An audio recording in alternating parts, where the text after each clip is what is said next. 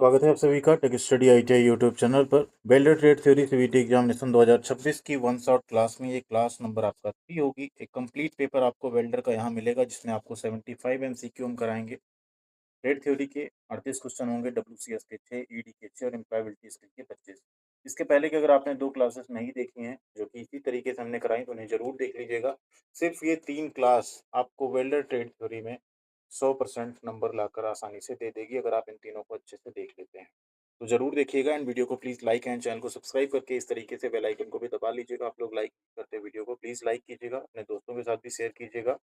और comment section में आपको हमारे व्हाट्सअप और टेलीग्राम चैनल की लिंक मिल जाएगी। वहाँ पे अगर आप जुड़ जाते तो आपको सारी अपडेट इन्फॉर्मेशन एंड पीडीएफ भी वहाँ पे हम प्रोवाइड करते रहते हैं, तो उन पे जरूर जुड़िएगा। साथ ही साथ आप प्ले प्ले स्टोर से हमारा एप्लीकेशन भी डाउनलोड कर सकते हैं। उस पर आपको सारे test series and mock test मिल जाएंगे, उन्हें भी आप लोग लगा सकते हैं। आइए स्टार्ट करते हैं बिना किसी डिले के। क्वेश्चन एंड आंसर, लाइक वाला बटन दबा दीजिएगा जरूर सब लोग। यहाँ पे फर्स्ट क्वेश्चन होगा, which of the following metal is used for making nozzle in gas welding. निम्नलिखित में से किस धातु का उपयोग गैस वेल्डिंग में नोजल बनाने के लिए किया जाता है? ब्रास, पीतल, ब्रॉन्ज, कांसा, कॉपर, तांबा या सिल्वर, चांदी।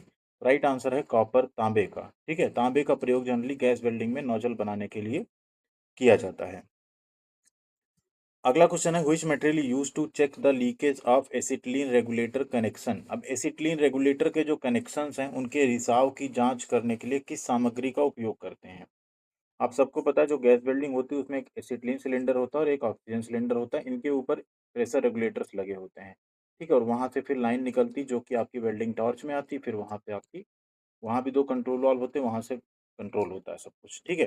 तो जब इसमें आप पाइप वगैरह कनेक्शन करते हैं, इसका रेगुलेटर कनेक्शन कर देते हैं, ठीक है, इसमें सिलेंडर में, तो उसमें रिसाव नहीं है, इसकी जाँच करने के लिए क्या यूज़ करेंगे? Salt water, plain water, soap water या केमिकल वाटर? राइट आंसर है साबुन का पानी। सोप वाटर यूज़ करते हैं, अगर उसमें बुलबुले होते हैं, कुछ फूटते हुए दिखते हैं तो आपको पता चल जाता है यहाँ पे रिसाव या लीकेज है और आप उसको जो है ठीक कर लेते हैं, कुछ इस तरह से। ये आपके प्रेशर रेगुलेटर्स हैं। और जहाँ-जहाँ आपको दिख रहा है ना थ्रेड जॉइंट्स हैं, ठीक? ये सब आपके क्या होते हैं? चेक पॉइंट होते हैं। ध्यान दीजिएगा, ये सारे आपके चेक पॉइंट हैं, इन कहीं से भी जो है आपका लीकेज होना नहीं चाहिए। ठीक? ये आपको इन पे साबुन का पानी डाल-डाल के चेक करना, अगर कहीं से भी लीकेज है पहले उसे सही करिए तब आप वेल्डिंग शुरू करेंगे, अदरवाइज़ बहुत बड़ा खतरा हो सकता है। अगला क्वेश्चन है, which type of metal is used in a welding cable. Welding cable में किस प्रकार की धातु का उपयोग किया जाता है? आयरन, ब्रास, ब्रॉन्ज या कॉपर। राइट आंसर आपका ऑप्शन नंबर डी, कॉपर यानी तांबे का यूज किया जाता है वेल्डिंग केबल में बनाने के लिए। जो वेल्डिंग की केबल्स होती हैं वो कॉपर वायर की बनी होती है क्योंकि इनका जो इलेक्ट्रिकल कंडक्टिविटी होता है बहुत अच्छा होता है। अगला क्वेश्चन है, which type of polarity used in bare wire electrode. नंगे तार इलेक्ट्रोड में किस प्रकार की ध्रुवता का उपयोग किया जाता है? अगर बेयर वायर इलेक्ट्रोड है आपका तो उसमें हमेशा हम लोग रिवर्स पोलैरिटी, सॉरी, हाँ, तो यहाँ पे आंसर नंबर ए आपका सही होगा, स्ट्रेट पोलैरिटी यानी सीधी ध्रुवता। जो बेयर वायर इलेक्ट्रोड होंगे उसमें हम स्ट्रेट पोलैरिटी का यूज़ करेंगे। अब स्ट्रेट पोलैरिटी क्या होती है? इसमें आपका जो इलेक्ट्रोड है वो कनेक्ट होगा नेगेटिव से और जो आपका वर्क पीस है वो कनेक्ट होगा पॉजिटिव से। ठीक है, नेक्स्ट है question, what is the name of the weld joint showing in the symbol A. अब यहाँ पे ए बी सी डी चार आपको सिंबल्स दिए, पूछ रहा है जो ए वाला सिंबल है इसमें दिखने वाले वेल्ड जॉइंट को हम क्या बोलेंगे? यहाँ पे देखेंगे वी शेप बना है और ऊपर इस तरह से एक स्ट्रेट लाइन है, तो इसको हम लोग बोलते हैं सिंगल वी बट वेल्ड। इसका है ये सिंगल वी बट वेल्ड का यहाँ पे एग्जांपल दिया हुआ है और इस पे फ्लैट बीड इस तरह की रहने वाली है। ठीक, तो सिंगल वी बट वेल्ड आपका यहाँ पे राइट आंसर हो जाएगा। यहाँ देखिए ऐसे ऐसे सिंबल्स होते हैं, आप समझ भी सकते हैं। फिलेट वेल्ड इस तरह से रहता है, सॉरी सिंगल। ठीक, फ्लैश या फ्लैट कंटूर हो तो ऐसा, स्क्वायर बट ऐसा होता है, वी बट ऐसा है, डबल वी है, सिंगल यू है, सिंगल बेबल है, G means grinding finish, M for machining finish और सी फॉर शिपिंग फिनिश। ये सारी चीज़ें दी हुई होती। ठीक है, अगला क्वेश्चन है यहाँ पे, which type of polarity used in welding non ferrous metal. अगर हम अलौह धातुओं को वेल्डिंग करें तो किस प्रकार की ध्रुवता का उपयोग करेंगे? अलौह धातुओं के केस में हम यूज करते हैं रिवर्स पोलैरिटी यानी विपरीत ध्रुवता का प्रयोग करते हैं। इसमें आपका इलेक्ट्रोड जो होता है वो होता है पॉजिटिव और वर्कपीस जो होता है वो होता है आपका नेगेटिव। ठीक है, अगला क्वेश्चन है what the defect of metal flowing into the surface of base metal without fusing it. Base धातु की सतह में बिना फ्यूज किए धातु के प्रवाह को क्या दोष कहा जाता है। अभी आपकी बेस मेटल है, ठीक, इस पे आपने वेल्डिंग किया और यहाँ ये धातु पिघली भी नहीं हो, लेकिन आपका वेल्डिंग मेटल यहाँ तक बह के ऐसे ऐसे पहुंच गया, तो इसको हम लोग कहते हैं ओवरलैप दोष। ठीक है, क्या कहते हैं इसको, ओवरलैप दोष कहते हैं। यहाँ पे राइट आंसर आपका हो जाएगा ऑप्शन नंबर ए। अगला क्वेश्चन है which type of cast iron is soft. किस प्रकार का जो कास्ट आयरन ढलवा लोहा होता है नरम होता है। Grey cast iron, white cast iron, nodular cast iron या malleable cast iron. Right answer आपका grey cast iron. Option number A आपका यहाँ पे सही हो जाएगा, ग्रे कास्ट आयरन। नेक्स्ट है what the welding position as per ASME for a pipe joint held vertically welding in a horizontal line. एक क्षैतिज रेखा में वेल्डिंग लंबवत रूप से रखे गए पाइप। ध्यान दीजिए, क्षैतिज रेखा में आप वेल्डिंग कर रहे हैं, लेकिन पाइप कैसा रखा है, लंबवत रूप में रखा गया है, तो उसके अनुसार वेल्डिंग की स्थिति क्या होगी। उसके अनुसार वेल्डिंग की स्थिति को हम बोलेंगे 2G। कैसे, ये देखिए, आपने पाइप वर्टिकली रखा है, लेकिन आप वेल्डिंग जो यहाँ कर रहे हैं ये कैसे, क्षैतिज रेखा में है, तो ऐसी वेल्डिंग को हम लोग 2G कहते हैं। पाइप हॉरिजॉन्टल हो और वेल्डिंग आप इस तरह से करें तो उसको 1G बोलते हैं। ठीक है, और 5G होता है आपका जहाँ पे पाइप रोटेट नहीं होगा, आप रोटेट होंगे, पाइप फिक्स रहेगा। ठीक, और 6G होता है जिसमें आप इंक्लाइंड पोजीशन में वेल्डिंग करें। तो यहाँ पे आपका राइट आंसर हो गया option number B, 2G। Next question what type of gas flame is used to weld 2 mm mild steel by brazing method. Brazing विधि द्वारा 2 mm हल्की स्टील को वेल्ड करने के लिए किस प्रकार की गैस की लौ यानी फ्लेम का उपयोग करेंगे। Neutral flame, carburizing flame, oxidizing flame या oxy hydrogen flame. Right answer आपका ऑक्सीडाइजिंग फ्लेम का यूज करेंगे अगर आप ब्रेजिंग विधि से 2 mm हल्के स्टील को वेल्ड करने जा रहे हैं उस केस में। Next question which welding the slag inclusion defect will occur. कौन सी वेल्डिंग में स्लैग इंक्लूजन का दोष होगा। Manual metal arc welding, tungsten inert gas welding, metallic invert gas welding, metallic invert लिखा इनर्ट होना चाहिए, ऑक्सी एसिटिलीन गैस वेल्डिंग। ध्यान दीजिए, स्लैग इंक्लूजन वही होगा जहां पे आप इलेक्ट्रोड यूज करेंगे विद क्या, फ्लक्स कोटिंग, जो कि जल के स्लैग बनाता है। तो वो किसमें यूज होता है, मैनुअल मेटल आर्क वेल्डिंग, जिसे हम MAW या नॉर्मल आप जो इलेक्ट्रिक आर्क वेल्डिंग करते हैं उसे ही MMAW कहते हैं, मैनुअल मेटल आर्क वेल्डिंग, या उसी को कई बार SMAW भी कहते हैं, सील्डेड मेटल आर्क वेल्डिंग। ठीक है, क्योंकि जो फ्लक्स होता है इस इलेक्ट्रोड के ऊपर, ठीक है, चढ़ा होता है, वही वहां पे मेल्ट आउट होकर स्लैग बनता है, और कई बार वो स्लैग वेल्डिंग के अंदर रह जाता है, तो उसी को स्लैग इंक्लूजन बोलते हैं। तो राइट आंसर आपका मैनुअल मेटल आर्क वेल्डिंग। ठीक है, इस तरह से आप करते हैं, इलेक्ट्रोड होता है, इलेक्ट्रोड के ऊपर ये आपका फ्लक्स रहता है जो कि यहाँ पे बनता है, और फिर स्लैग बनता है। अगर यही स्लैग इसके अंदर रह जाए तो उसे हम लोग स्लैग इंक्लूजन बोलते हैं। अगला है question what the test in which the weld quality is tested without destroying the job. वह कौन सी टेस्ट है जिसमें जॉब को नष्ट किए बिना वेल्ड गुणवत्ता का परीक्षण किया जाता है। जॉब को बिना नष्ट किए अगर आप वेल्डिंग क्वालिटी का निरीक्षण कर रहे हैं तो उसे कहते हैं नॉन डिस्ट्रक्टिव। डिस्ट्रक्टिव अगर होता तो डिस्ट्रक्टिव मतलब जॉब को नष्ट करना, तोड़ के चेक करना, नॉन डिस्ट्रक्टिव मतलब बिना नष्ट किए। तो राइट आंसर आपका option number B, non destructive. Next question which stage the root gap is set in welding process. Welding प्रक्रिया में रूट गैप किस चरण में निर्धारित किया जाता है। Before welding stage, during welding stage, after welding stage या फिनिशिंग वेल्डिंग स्टेज। ध्यान दीजिए, रूट गैप क्या होता है, जो आप दो प्लेट की वेल्डिंग कर रहे हैं बीच में जो आप गैप छोड़ते हैं ना उसे रूट गैप कहते हैं। तो ये तो आप वेल्डिंग से पहले ही रख लेते हैं ना, तो उसके बाद आप टैग लगा के फिर यहाँ पे वेल्ड करते हैं। तो राइट आंसर होगा बिफोर वेल्डिंग स्टेज, मतलब वेल्डिंग चरण से पहले ही रूट गैप निर्धारित कर लिया जाता है। अगला क्वेश्चन है what type of safety equipment is worn while checking the welding joint of a overhead crane frame. एक ओवरहेड क्रेन फ्रेम के वेल्डिंग जॉइंट की जांच करते समय किस प्रकार का सुरक्षा उपकरण आप पहनेंगे। क्योंकि ओवरहेड क्रेन आप ऊपर चढ़ के इसे देख के जांच करेंगे, तो आप क्या पहनेंगे, हेलमेट पहनेंगे कि आपके सर पे कोई चीज गिर के या चोट ना लगे आपको। ठीक है, राइट आंसर हो जाएगा आपका option number B, helmet. Question है यहाँ पे what is the name of part marked as X in the submerged arc welding. अब ये सबमर्ज्ड आर्क वेल्डिंग यहाँ पे है, इसमें ऐसा फिगर आपको मिला रहेगा और पूछेगा ये एक्स वाला पोर्शन जो है ये क्या है। तो ये एक्चुअल में होता है आपका ऑटो टार्च। क्या होता है, ऑटो टार्च होता है। जो सबमर्ज्ड आर्क वेल्डिंग होती है ऑटोमेटिक प्रक्रिया होती है। ठीक, ये हॉपर होता है, इसमें फ्लक्स भरा होता है, और ये फ्लक्स पहले से यहाँ बिछता चला जाता है और इस टॉर्च से फिर वेल्डिंग होती उसी फ्लक्स के अंदर चली जाती।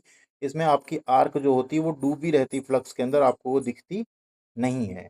ठीक है, तो ये होता है आपका सबमर्ज्ड आर्क वेल्डिंग, और इस टॉर्च को बोलते हैं ऑटो टॉर्च। अगला question, which heat treatment process is very similar to annealing but the job are allowed to cool in air. कौन सी ऊष्मा उपचार प्रक्रिया एनीलिंग के समान है लेकिन जॉब को हवा में ठंडा करने की अनुमति देती है, मतलब जॉब को हम खुली हवा में ठंडा करते हैं। हार्डनिंग, टेम्परिंग, नॉर्मलाइजिंग या केस हार्डनिंग। तो ऐसी प्रक्रिया को हम लोग बोलते हैं नॉर्मलाइजिंग। ठीक है, क्या बोलेंगे? नॉर्मलाइजिंग। उसे हीट करेंगे, वापस उसे खुली हवा में धीरे धीरे ठंडा होने देंगे, तो उसको बोलते हैं हम लोग नॉर्मलाइजिंग। अगला question, what the non consumable electrode of high melting point use in TIG welding. TIG welding में उच्च गलनांक का नॉन कंज्यूमेबल इलेक्ट्रोड कौन सा है? Carbon electrode, copper electrode, tungsten electrode या एल्यूमिनियम इलेक्ट्रोड। अब टिग का फुल फॉर्म ही होता है टंगस्टन इनर्ट गैस वेल्डिंग। तो इलेक्ट्रोड किसका बना हुआ है? टंगस्टन का। बहुत हाई टेम्परेचर पे मेल्ट होता है, इसलिए ये कंज्यूम नहीं होता है, नॉन कंज्यूमेबल है। आपकी वेल्डिंग हो जाती है, इसका काम सिर्फ आर्क बनाना होता है।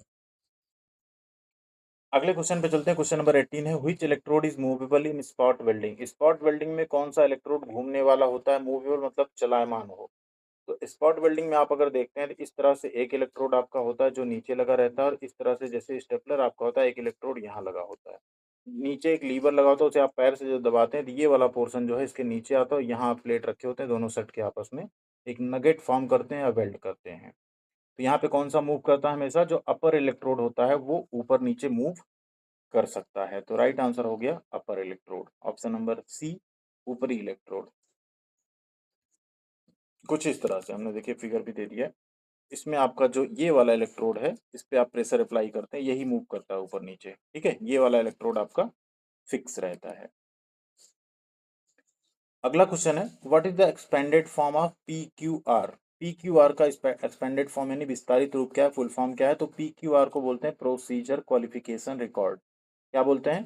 Procedure qualification record. ठीक है। अगला question, what the expanded form of WPS. WPS का एक्सपेंडेड फॉर्म क्या है? डब्ल्यूपीएस को हम लोग बोलते हैं वेल्डिंग प्रोसीजर स्पेसिफिकेशन। क्या बोलते हैं? Welding procedure specification. नेक्स्ट है question, what the main aim of welding procedure qualification in a test to ascertain.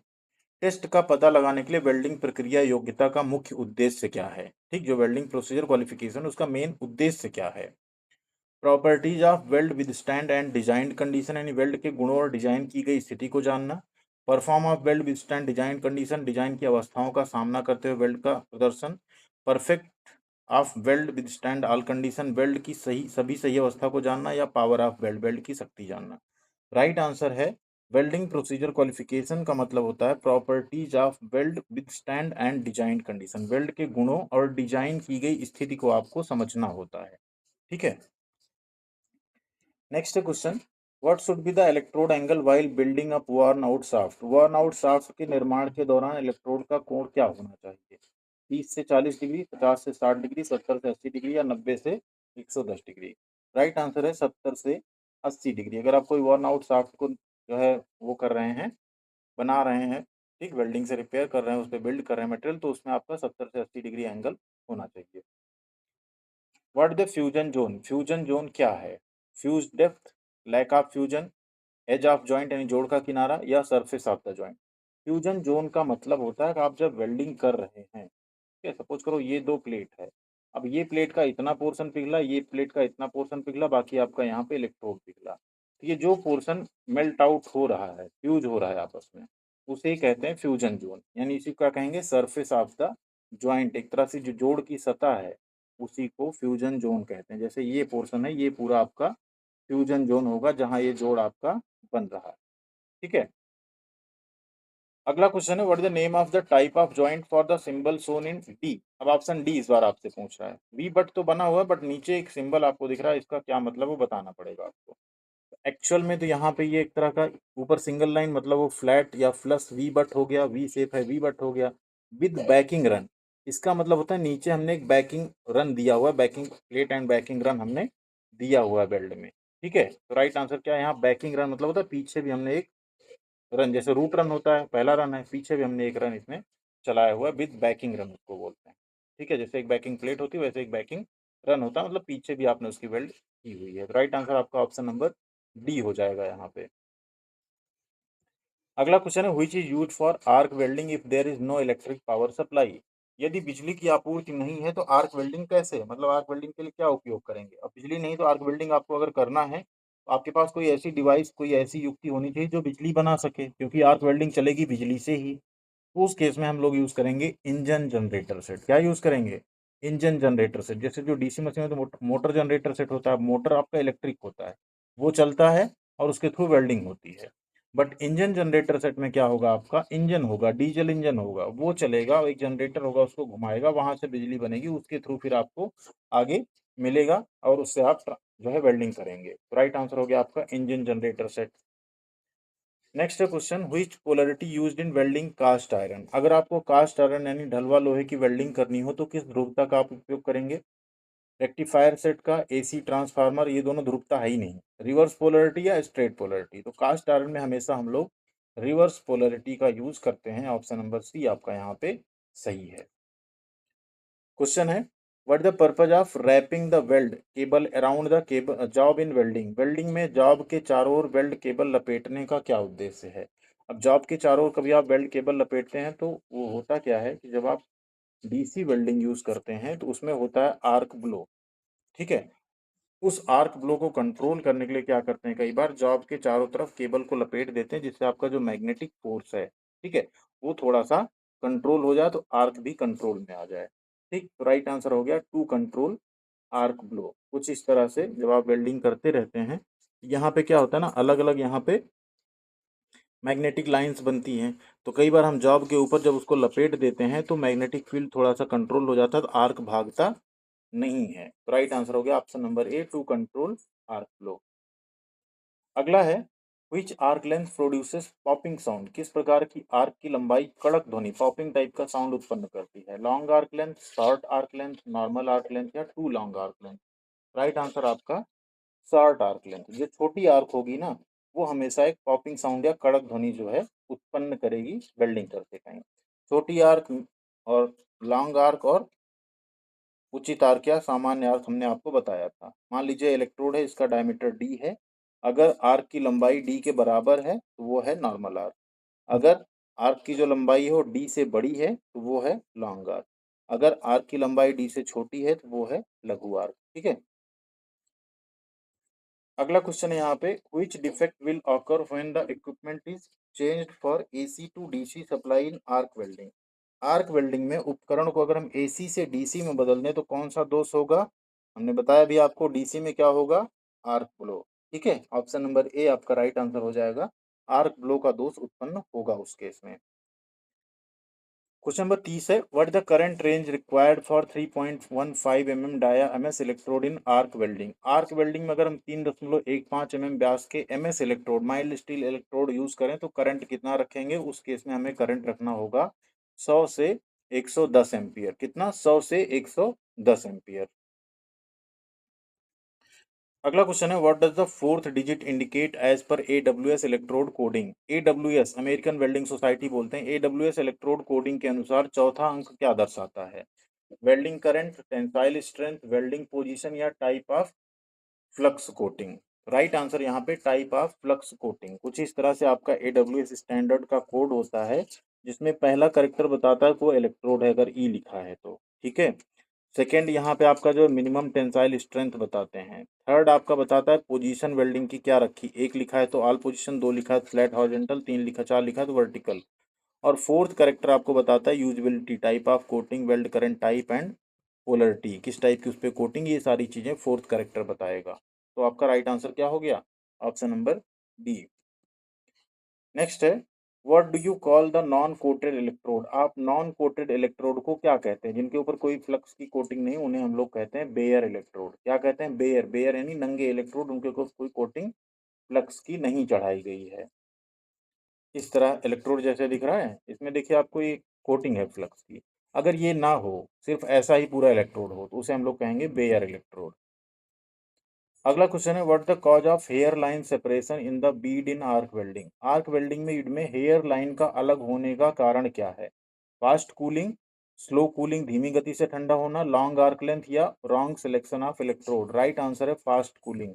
अगर आप वेल्डिंग करते हो उसे तेजी से आप कूल करेंगे तो उसमें आपको हेयर लाइन क्रैक्स दिख जाएंगे, बाल की तरह पतले पतले क्रैक आपको दिख जाएंगे। ठीक है, ऑप्शन नंबर हो गया ए, फास्ट कूलिंग। नेक्स्ट है question, which type of cast iron possess higher hardness, किस प्रकार के कास्ट आयरन में उच्च कठोरता होती है?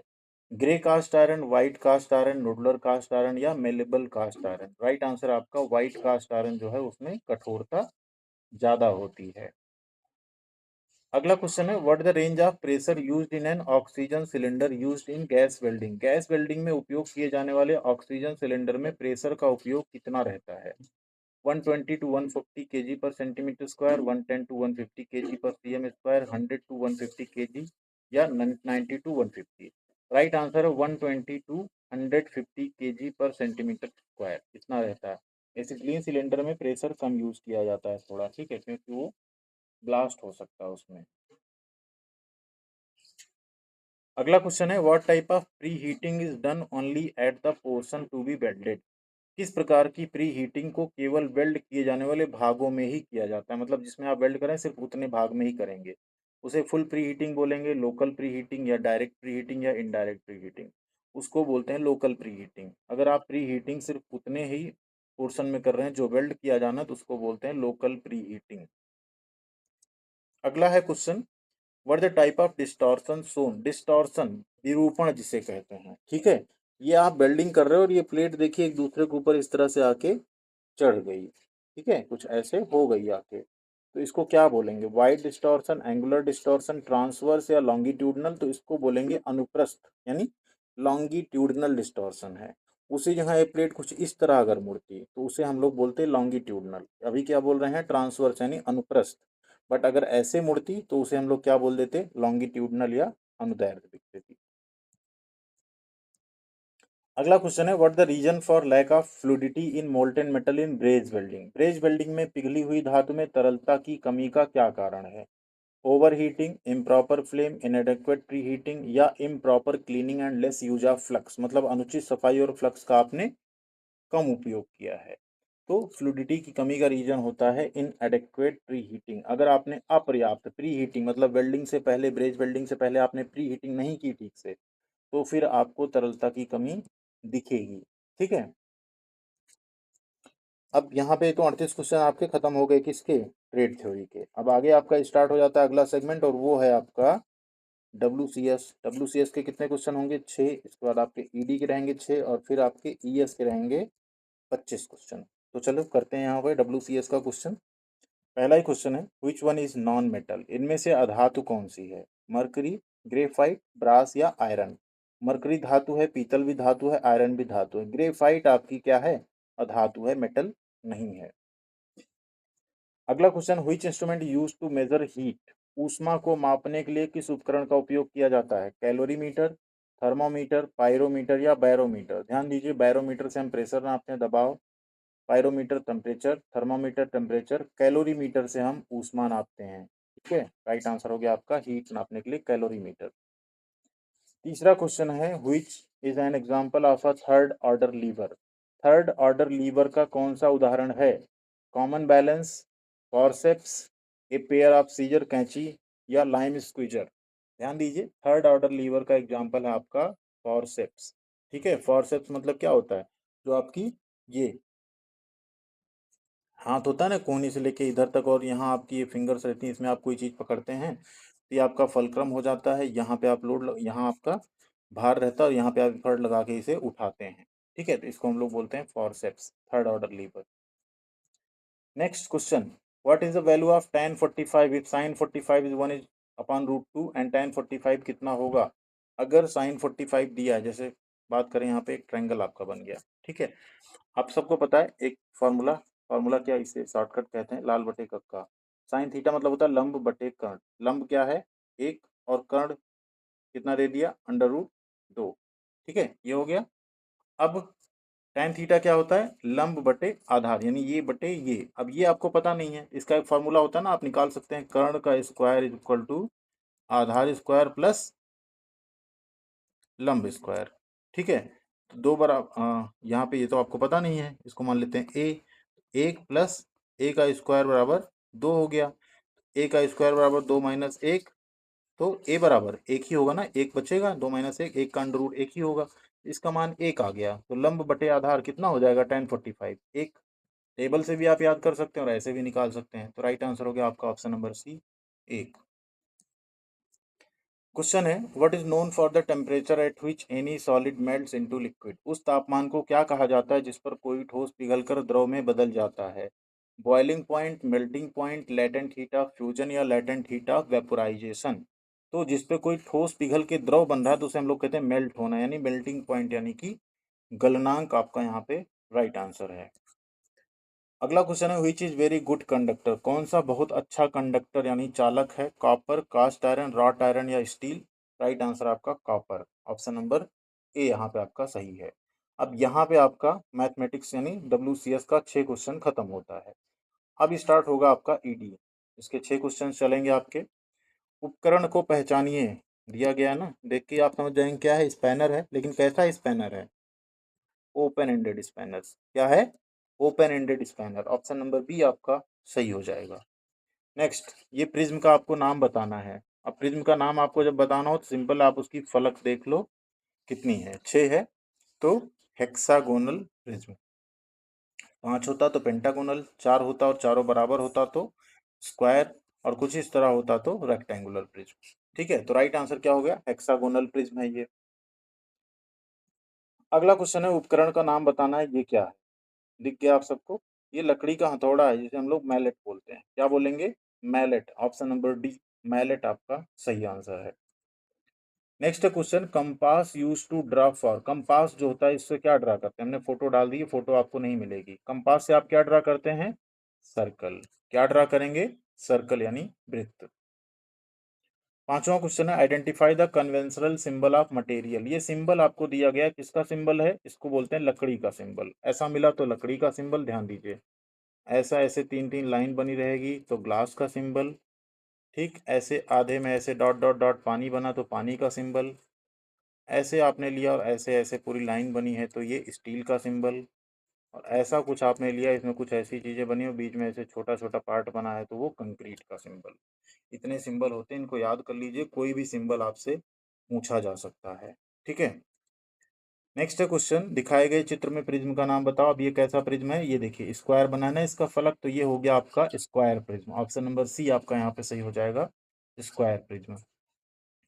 अब यहाँ 6 क्वेश्चन आपके खत्म हुए। अब यहाँ से एम्प्लॉयबिलिटी स्किल का क्वेश्चन शुरू होगा 1 से लेके 25 तक। यहाँ पे एम्प्लॉयबिलिटी स्किल का आपका पहला क्वेश्चन है। अभी भी आपने लाइक ना किया हो तो प्लीज, यहाँ तक देख रहे हैं तो वीडियो को लाइक कीजिएगा। Which one is an output device of the computer? Computer का आउटपुट डिवाइस। अब कंप्यूटर में इनपुट आउटपुट दो तरह के डिवाइस होते हैं। आउटपुट वह है जिससे आपको कोई आउटपुट मिलता है, जैसे प्रिंटर से आपको प्रिंट आउट मिलता है। माइक में आप कोई चीज़ बोलते हैं वो वहाँ रिकॉर्ड होता है और सुनाई देता है, उसे इनपुट कहेंगे।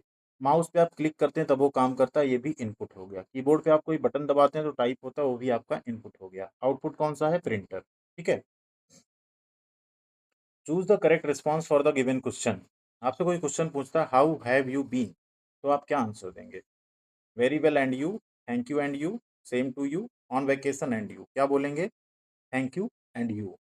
ठीक है, यहाँ पे बाई मिस्टेक के नीचे शिफ्ट हो गया था। आंसर होगा आपका वेरी वेल एंड यू। आप बोलेंगे वेरी वेल मतलब मैं बहुत अच्छा हूँ, आप कैसे हैं। ठीक है, राइट आंसर ए होगा आपका। Next question, which is a silent letter in the word answer. Answer में शब्द में एक मूक अक्षर यानी साइलेंट अक्षर कौन सा है, तो साइलेंट अक्षर आंसर में आपका डब्ल्यू। ठीक है, ऑप्शन नंबर डी।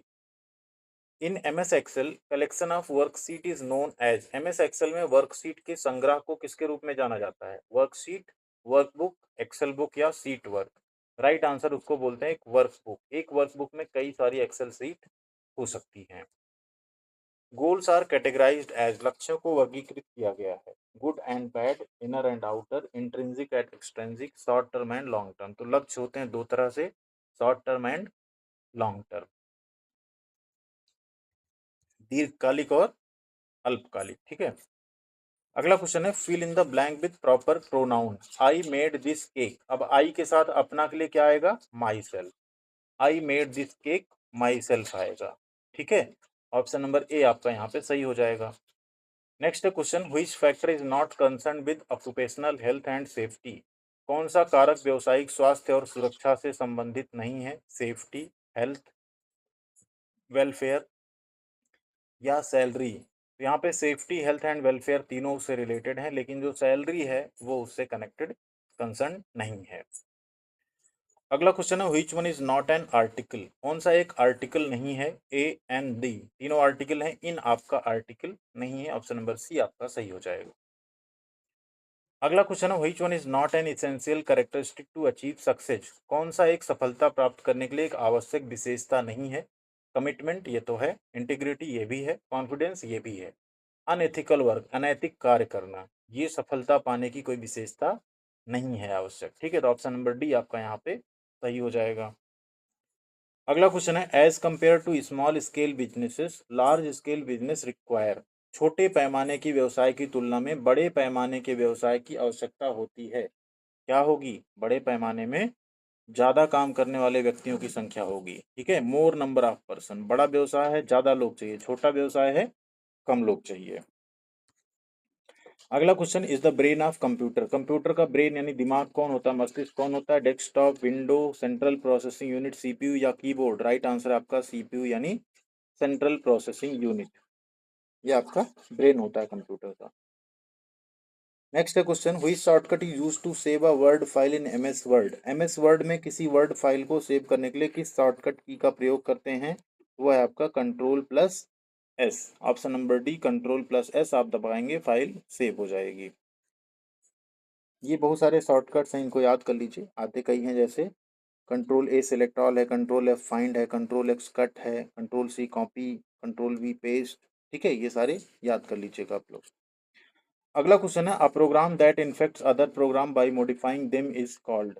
एक प्रोग्राम जो दूसरे प्रोग्राम को संशोधित करके संक्रमित करता है कहलाता है वायरस, एंटीवायरस, वेब पेज या नोटपैड? राइट आंसर आपका ऑप्शन नंबर ए वायरस। अगला question the study of right and wrong in human endeavour is called? मानव प्रयासों में सही और गलत के अध्ययन को क्या कहा जाता है? मोटिवेशन, सेल्फ अवेयरनेस, एथिक्स या गोल? उसे हम लोग कहते हैं एथिक्स। ऑप्शन नंबर सी। अगला क्वेश्चन है Julie is treated differently due to her skin colour? It is Julie की त्वचा के रंग के कारण उसके साथ अलग व्यवहार किया जाता है या क्या है? डिस्क्रिमिनेशन यानी भेदभाव, सेक्सुअल हरासमेंट यानी यौन उत्पीड़न, जीलस यानी ईर्ष्या है या फाइट यानी लड़ाई है? राइट आंसर है डिस्क्रिमिनेशन यानी भेदभाव किया जा रहा है उसके साथ। अगला क्वेश्चन है fill in the blank with correct future tense of verb. B space to the zoo after breakfast. B अब यहाँ क्या बोल रहे हैं? Future tense. फ्यूचर माने ब्रेकफास्ट के बाद जाएगा वो, तो went are going had gone तो होगा नहीं, क्या होगा? Will go. B will go to the zoo after breakfast. हम ब्रेकफास्ट करने के बाद चिड़ियाघर जाएंगे। अगला है question motivation is categorise into? प्रेरणा मोटिवेशन दो कैटेगरी होती है इसकी, एक होती है इंट्रिंसिक और एक होती है एक्सट्रिंसिक, आंतरिक और बाह्य। दो तरह का मोटिवेशन होता है। ऑप्शन नंबर ए आपका यहाँ पे सही हो जाएगा। Next question what the full form of GST? GST का फुल फॉर्म क्या है? जीएसटी को हम लोग बोलते हैं गुड्स एंड सर्विस टैक्स। क्या बोलते हैं? Goods and service tax. Low level language is also called? निम्न स्तर की भाषा को भी कहा जाता है source code, middle ware, machine language या असेंबली लैंग्वेज? राइट आंसर आपका machine language. Option number C low level language कौन सी है? Machine language. अगला क्वेश्चन है after receiving interview call what is the next step? साक्षात्कार कॉल प्राप्त करने के बाद अगला कदम आपका क्या होगा? अब आपको इंटरव्यू कॉल आ चुकी है तो आप क्या करेंगे? इंटरव्यू के लिए जाएंगे, उसमें शामिल होंगे। तो क्या हो जाएगा आपका? अपीयर एट इंटरव्यू, इंटरव्यू में जाएंगे। ऑप्शन नंबर सी आपका सही हो जाएगा। Next question which one is a social networking site? इसमें सोशल नेटवर्किंग साइट कौन सी है? Outlook express, Facebook, lotus notes या मोजिला? राइट आंसर आपका फेसबुक एक सोशल नेटवर्किंग साइट्स है। ये आपका मेल है एक तरह का, ये भी आपका मेल है। मोजिला आपका ब्राउजर है। नेक्स्ट है question dedication to a particular work is called? किसी विशेष कार्य के प्रति समर्पण कहलाता है? कॉन्फिडेंस, कमिटमेंट, इंटेलिजेंस बुद्धिमत्ता या इंटीग्रिटी सत्यनिष्ठा? तो किसी विशेष कार्य के प्रति अगर कोई डेडिकेशन, उसे हम लोग कहते हैं कमिटमेंट यानी प्रतिबद्धता। आप जब कोई काम करने के प्रतिबद्ध हो जाते हैं तो कहा जाता है कि आप उस काम को लेकर बहुत डेडिकेटेड या समर्पित हैं। राइट आंसर आपका option number B commitment. Next question, in an economic growth role of entrepreneur is to, आर्थिक विकास में उद्यमी जो है उसकी भूमिका क्या होती है? जनरेट अनएम्प्लॉयमेंट, बेरोजगारी पैदा करना, तो गलत है। स्टैग्नेट स्टैंडर्ड ऑफ लिविंग, स्थिर जीवन स्तर करना, इम्प्रूव पर कैपिटा इनकम, प्रति व्यक्ति आय में सुधार करना, या अनबैलेंस द रीजनल डेवलपमेंट, क्षेत्रीय विकास को असंतुलित करना। ध्यान से आप पढ़ेंगे आपको खुद पता चल जाएगा, सारे ऑप्शन गलत हैं, सिर्फ ऑप्शन नंबर सी सही है कि प्रति व्यक्ति की आय में सुधार हो जाए। जो उद्यमी होता है, जब वो कोई अपना रोजगार देता है लोगों को, तो सबकी इनकम होती है, उससे सबकी आय में सुधार होता है। राइट आंसर हो गया ऑप्शन नंबर सी। अगला क्वेश्चन है, money invested in purchasing of raw material, payment of wages and salaries, rental, electricity etcetera comes under. कच्चे माल की खरीद, मजदूरी और वेतन का भुगतान, किराया, बिजली, टीसी में निवेश, ये सब क्या है? तो ये है आपका वर्किंग कैपिटल। इसे बोलते हैं कार्यशील पूंजी, क्योंकि आपकी ये पूंजी हमेशा लगती रहती है, वर्क करती रहती है। ठीक है, ऑप्शन नंबर ए है वर्किंग कैपिटल। इसे fix capital, long term capital या पूंजीगत आय नहीं कहेंगे। ठीक है, अगला एंड लास्ट क्वेश्चन है, which of the following is an example of personal weakness, निम्न में से कौन एक व्यक्तिगत कमजोरी का उदाहरण है? Confidence, being lazy, hard working या एक्टिव। राइट आंसर आपका being lazy, option number B. आलसी होना आपकी एक पर्सनल वीकनेस है। ठीक है, तो ये थे आपके 75 क्वेश्चन आपका वेल्डर वन शॉट क्लास 3 में। ठीक है, क्लास 1, क्लास 2, क्लास 3 आप देख के जाइए, आपका बहुत अच्छा पेपर होगा। एंड बाकी आप एम्प्लॉयबिलिटी स्किल की जो प्लेलिस्ट है, EDWCS की प्लेलिस्ट है, उसमें एक एक दो दो वीडियो है, उनको अगर आप एक बार देख लेंगे तो उन्हीं से आपको सारे क्वेश्चंस मिल जाएंगे। वैसे हमने जो 3 पार्ट कराए हैं, इससे आपकी थ्योरी, EDWCS और एम्प्लॉयबिलिटी स्किल, चारों सब्जेक्ट आपका इसमें बहुत आसानी से कवर हो जाएगा। इसे जरूर देखिएगा, साथियों के साथ भी अपने शेयर कीजिएगा, चैनल को सब्सक्राइब कीजिएगा, वीडियो को लाइक कीजिएगा। एंड टेलीग्राम और व्हाट्सएप पे हमारे साथ नहीं जुड़े हैं तो जरूर जुड़िएगा, वहाँ आपको सभी तरह की जॉब्स की अपडेट, अप्रेंटिसशिप की अपडेट, उनके फॉर्म भरने की वीडियोस, PDF सब कुछ मिलता रहता है। थैंक यू वेरी मच, ख्याल रखिएगा अपना, मिलते हैं अगली अपडेट के साथ अगले वीडियो में।